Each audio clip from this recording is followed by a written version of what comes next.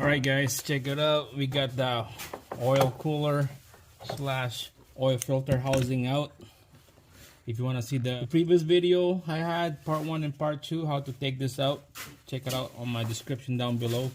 I got the new parts in now. So from here, we're just gonna quickly unhook everything from here on this side, and then the hose. Better to crimp this hose down so that there's no coolant leaking. Alright, put a rag down here so that he will drain in there. It'd be nice to drain the coolant first before you do this job.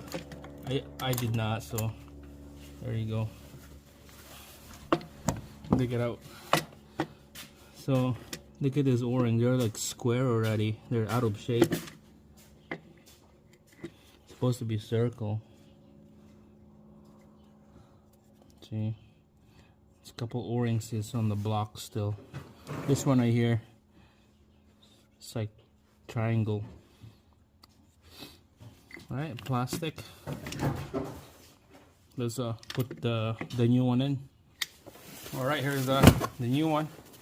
Just came in. Just let's quickly open this up, show you guys what's going on here. This is way better. Aluminum. New bolts, new gaskets.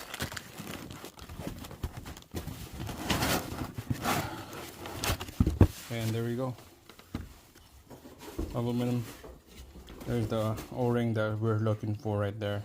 Perfect round.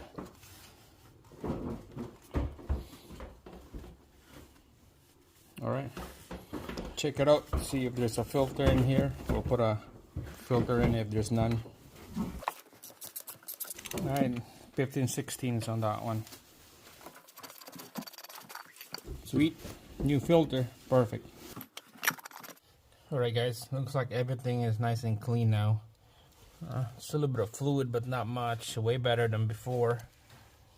Okay, so let's put this brand new housing in now. I swapped the sensor that came with this, and this is the old one. Alright, let's put the back now. Get the 2 connectors and then the hose. That's it, those 3 pieces. We'll put them back in here.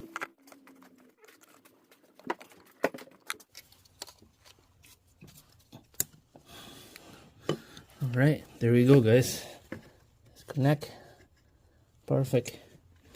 Now let's install it right on the hole. Let's press it down all the way. Alright, that seal over here is tight, so I put a little bit of oil and lube in there and then wiggle it up. To wiggle that thing down, it's still not going into the hole. It's tight to fit in there, so I'm just gonna soft rubber mallet, give a good tap. There you go. Look at that. It's nice and seated in there.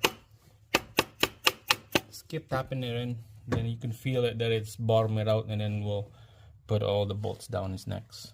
Alright, let's put some bolts in there now, line it up, bottom it out, and then torque it to spec. Alright guys, so let's torque this to spec. All the 5 bolts right here. I just set up mine to a 50 inch-pound, so go crisscross, okay? So start from the top left and then middle here, and then this side out after, and then go back the middle, and then on the other side, the last one. That's it. Alright guys, so from here I had a video of installing the lower intake runner, 71 inch-pounds to bolt this thing down, and then the upper one is 89 inch-pound. So watch the video on that one. From this part right here, I'm just gonna fast forward everything. Okay, make sure double check there's nothing on the intake port. Okay, make sure all the connector is good. It's nice and snug. Then it's time to install this lower runner.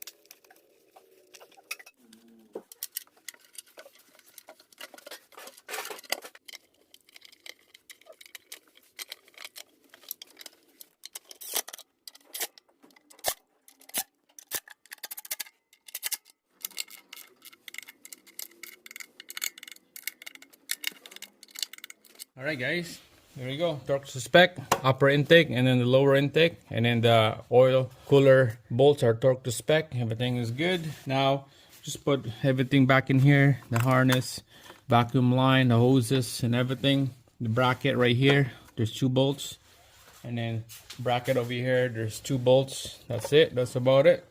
And then don't forget to put oil in here. Get on the right level.